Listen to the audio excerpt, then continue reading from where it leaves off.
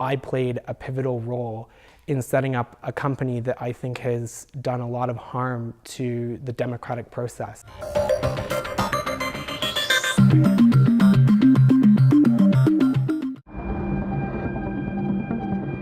In an era of big data and fake news, political leaders are changing, and so too the way they campaign.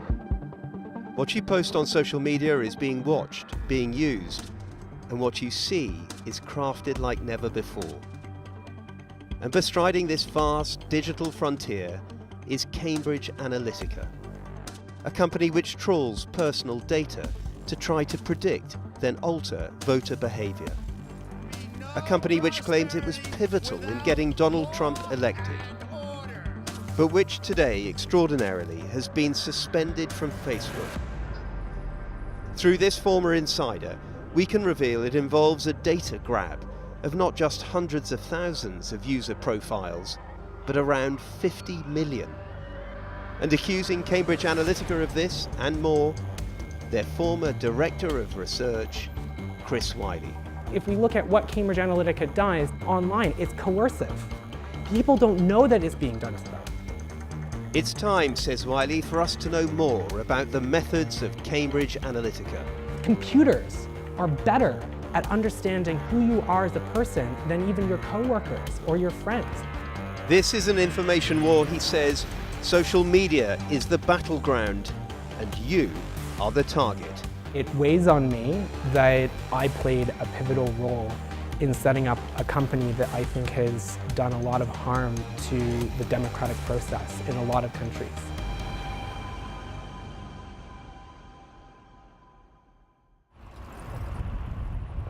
We begin this story in Cambridge. It's 2013, and at the university's Psychometrics Centre, they're delving into the world of Facebook and psychology. Into what glimpses into the soul might your Facebook likes reveal? Cutting-edge research, which Chris Wylie was quick to spot and now helps explain. On social media, you curate yourself. You put so much information about who you are in one single place. So whenever you go and you like something, you are giving me a clue as to who you are as a person. And so all of this can be captured very easily and run through an algorithm that learns who you are. When you go to work, right, your coworkers only see one side of you. Your friends only see one side of you. But a computer sees all kinds of sides of you. And so we can get better than human level accuracy at predicting your behavior. Really? Yes, absolutely. Some dispute that. But for Chris Wylie, then just 23, the notion was as seductive as it was potentially lucrative.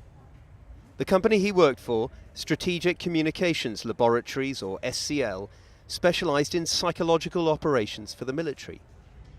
And for him, Facebook was now the richest of canvases on which to not only read minds, but change them. Which is what brought Chris Wylie to the attention of SCL client Steve Bannon, then boss of the online magazine Breitbart, later Donald Trump's chief strategist. What did Steve Bannon want? Steve wanted weapons for his culture war. That's what he wanted. And we offered him a way to accomplish what he wanted to do, which was change the culture of America. Bannon's big idea, says Wylie, was this.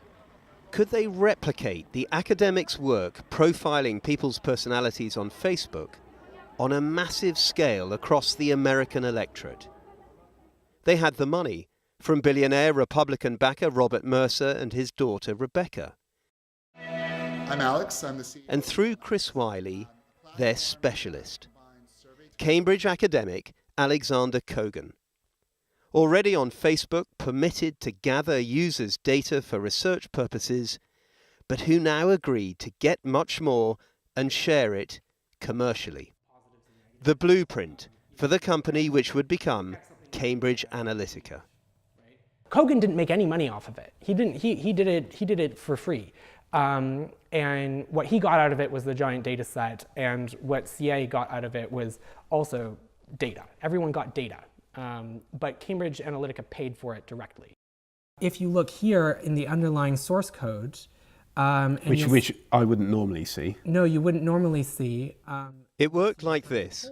Thousands of Facebook users were paid to download an app to fill out a personality survey with their consent, which in turn let Dr. Kogan capture the user's underlying data and then share it with Cambridge Analytica. So very simplistically, you're going into the code behind the Facebook page, you're dragging out these ID numbers, you're putting them into an algorithm, and out comes a prediction of how you're likely to vote. Yes. Simple and smart, because the app didn't just mine the respondents' data. Crucially, it swept up that of their friends too, those who hadn't adjusted their privacy settings.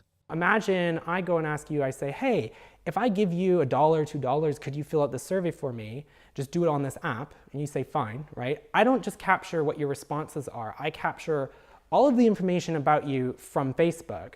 But also, this app then crawls through your social network and captures all of that data also. So by you filling out my survey, I capture 300 records on average, right? And so that means that all of a sudden, I only need to engage 50,000, 70,000, 100,000 people to get a really big data set really quickly. And it scaled really quickly. We were able to get upwards of 50 million plus Facebook records in the span of a couple months. 50 million? Yeah, over 50 million records from Facebook using this method. And how many of those people behind those profiles were aware that their profiles had been used in this way? Almost none. Almost none. And so, claims Wiley, began a Republican big data gold rush, with Steve Bannon, alt-right ideologue, later a Cambridge Analytica vice president, leading the charge. Should those friends' profiles have been used in the way that they were?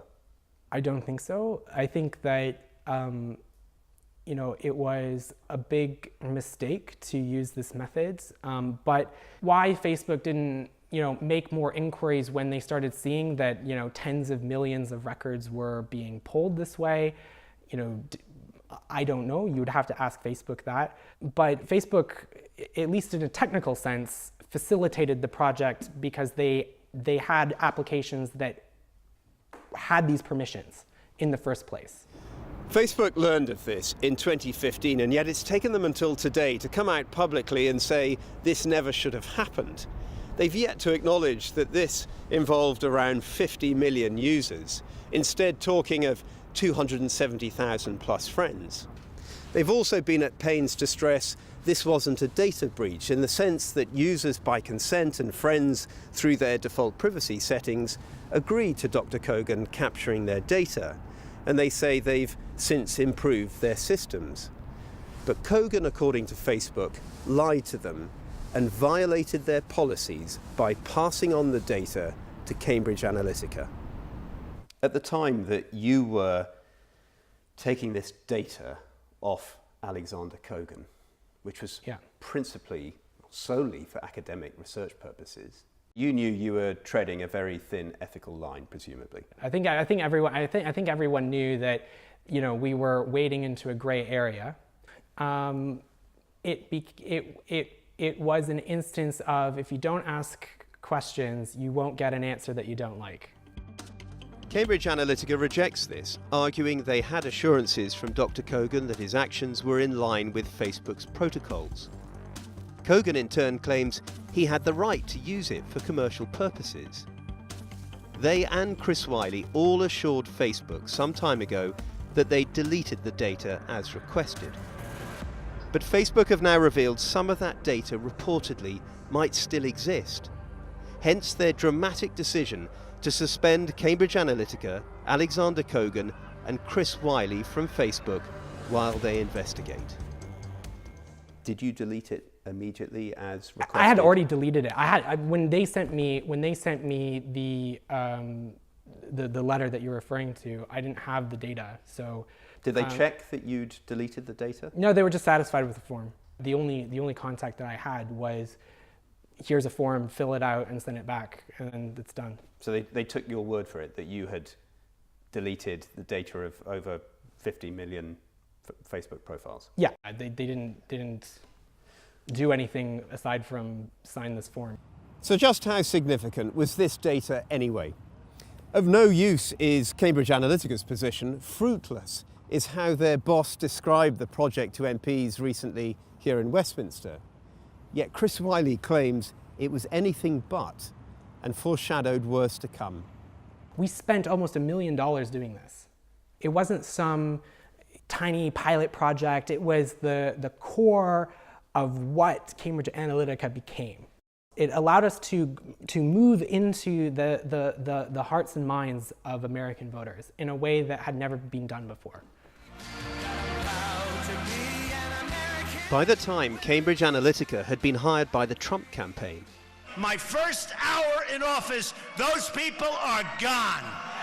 They had profiles from numerous data sets on more than 230 million Americans, or so Cambridge Analytica boast. This is real data from the Republican primary. Enabling them, as their boss Alexander Nix showed Channel 4 News 2 years ago, to micro-target different personality types with bespoke, emotionally resonant messages.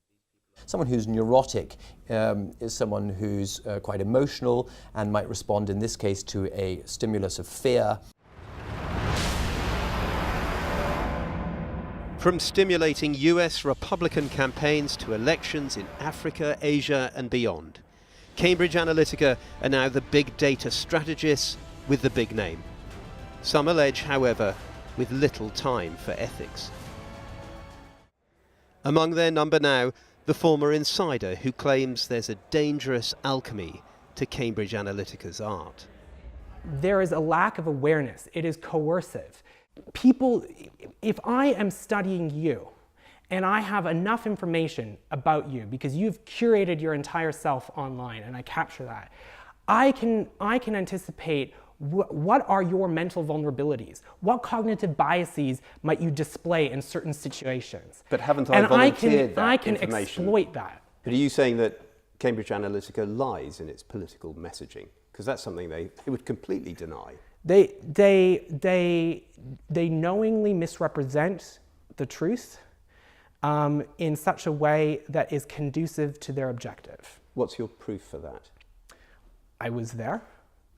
We worked on all kinds of experiments about what would lead a person from A to B. But if you're working on behalf of a political client, you're allowed to try and persuade voters. Persuade, not manipulate. About your message. Persuade, not manipulate. There's a difference. But I ask you, what is the evidence for manipulation as opposed to trying to persuade? This gets at the heart of, why is it that you're taking this psychological approach? Why do you need to, study neuroticism in people? What's going to make them fearful? It is what is my I was there. I set it up. I was the research director. This is what it is. Some people might say it's rank hypocrisy for you to sort of try and claim the moral high ground now, but at the time when you were involved, you were instrumental in all of this. Totally. You yes, allowed it to continue. In fact, you were at the heart of it. I was instrumental. I was at the heart of it. I agree with you. But I was naive. I made a mistake. I made a big mistake. And that's why I'm talking to you. Because the very least that I can do is to own up to that mistake. Why is Wylie speaking out now? Revenge, perhaps, following an acrimonious legal dispute with Cambridge Analytica after he left? Not so, he says, it's remorse at having been involved in the first place. Cambridge Analytica denies Wylie's claims of a coercive, manipulative and untruthful approach, dismissing these as pure fantasy.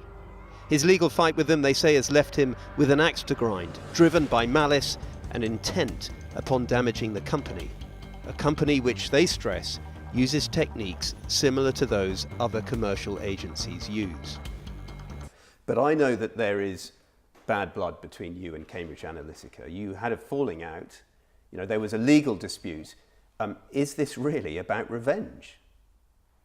No. Because if it was about revenge, I could have done this years ago. They tried to sue me over, their claims that I was somehow trying to steal their clients or to somehow interfere with their contractual relationships with other employees or what have you, you know. And were you? No. I mean, first of all, like, I don't want to work for the alt-right. The notion that I would want to somehow recreate Cambridge Analytica is, for me personally, absurd, because why would I leave? If I wanted to recreate Cambridge Analytica, I should have just stayed, right? But I didn't. I chose to leave. He is the data scientist who helped weaponize the data, who, embroiled in a growing Facebook scandal, now feels tainted by the new political order he thinks he helped create. But he knows all about the power a carefully directed message can have. He did it for Cambridge Analytica back then, just as he's doing it against them now.